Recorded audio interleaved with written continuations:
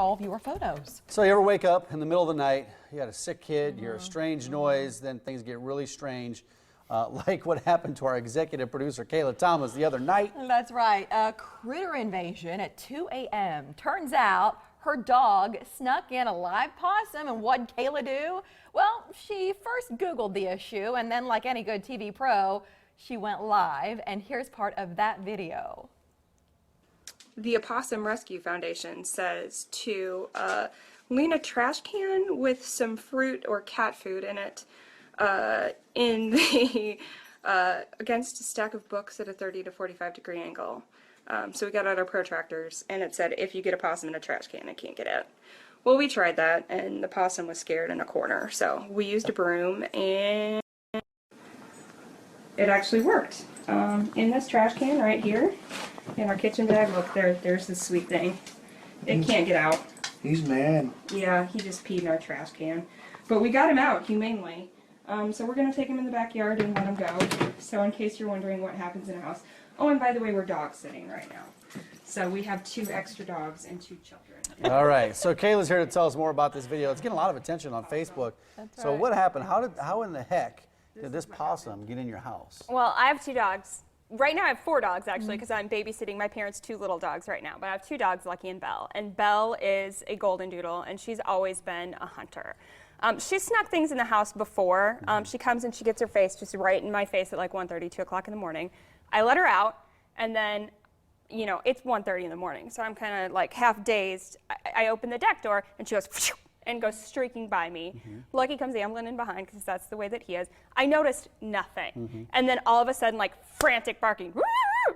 My husband's like, Kayla, was Belle just outside? And I'm like, yeah. He goes, there's an opossum in the back bedroom. What? And so you let it in the house. You just didn't see.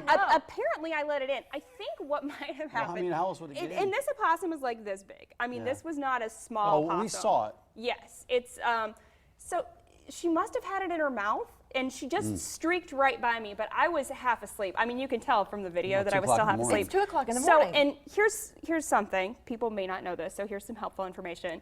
Animal control. In case a possum sneaks by you. Well, animal control doesn't make middle of the night visits in case it's an emergency. So they asked, is it contained? And I said, well, it's contained in a room. And they're like, okay, we'll send somebody to get it at 8 a.m.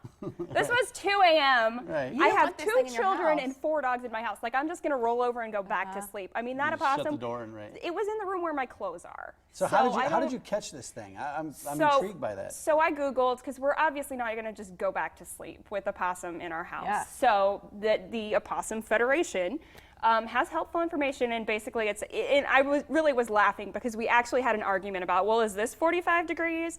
They want you to try and like lure it, but we didn't really have the patience right, with for food that. or fruit or, yeah, right. So we kind of got it in the corner, and then my husband, we put on like our fishing boots. We should have put on gloves probably, like thinking about it. But and I actually wanted to go on Facebook Live to do the whole thing, but I needed both hands.